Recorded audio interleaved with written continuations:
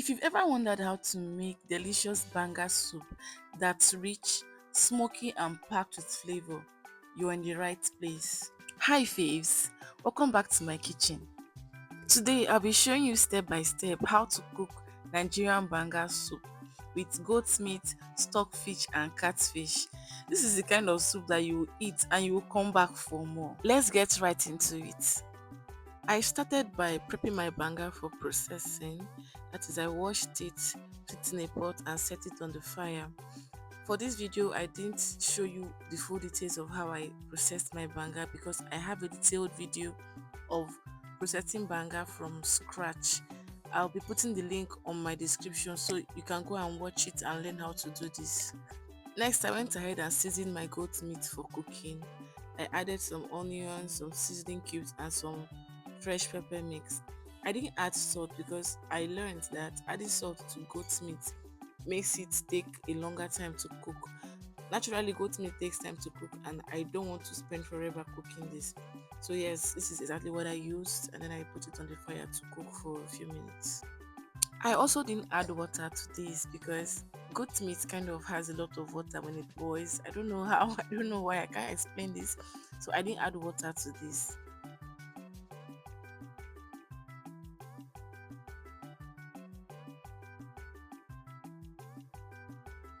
After a few minutes of boiling, see what we have. Like I said, I didn't add water. All this water is from the goat meat. Next, I went ahead and processed my banga. Like I said, I have a detailed video of how to process banga from scratch. I'll be dropping the link in the description, so go ahead and watch it and learn how to do this from scratch.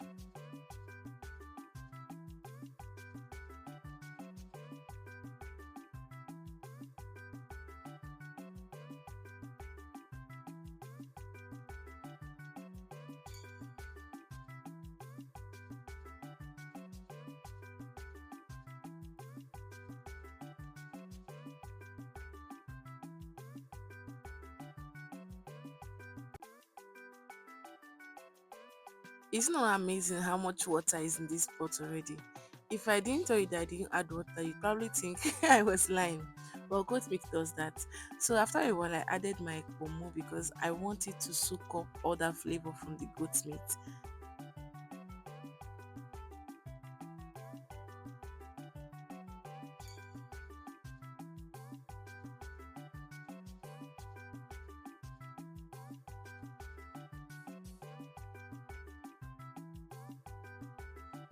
Now it's time for everything to come together. I already transferred my processed banga puree to my cooking pot and I put it on the fire. Next, I went in with this banga stick. I don't know what it is called, but in the market, just tell them banga stick. I added some banga spices and then some stockfish flakes. I used stockfish flakes. You can use stockfish head, you can use the ear, any part at all. As long as you have stockfish, it will bring out that stockfish flavor. Added some onions to this, some ground crayfish, and then I stirred everything together to combine.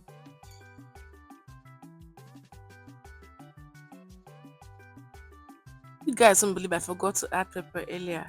So when I remembered, I went ahead and added some pepper and stirred it together too.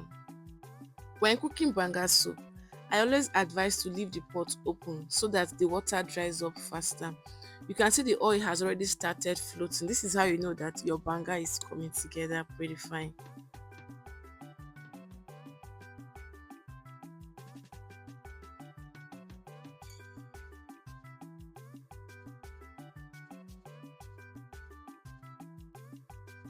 Now it's finally time for me to add my proteins.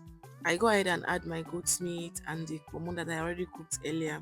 You can see that the water has almost dried up before I added it to the pot. And then again, one thing I always advise is if your meat is pre-cooked, don't add it too early. If not, it's going to get too soft.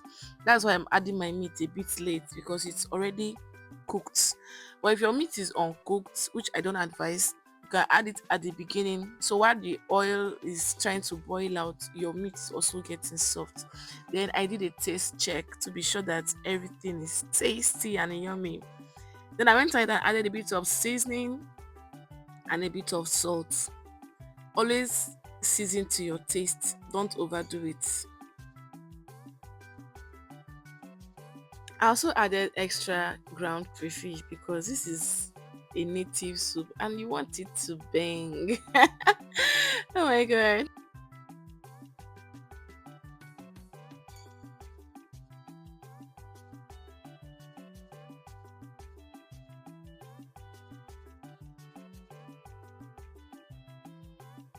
Do the final taste check to be sure that it's perfect.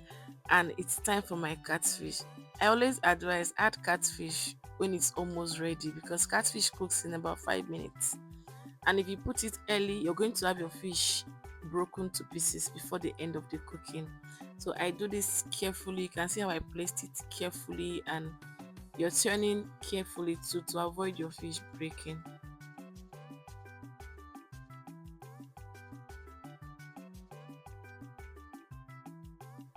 Now, time for our final ingredients, our leaves. For this particular soup, I used dry Uziza leaves. You can use dry bitter leaf or any other leaf you're comfortable with, but for me, I prefer using Uziza leaves for native dishes like this. And oh my god, it came out perfect.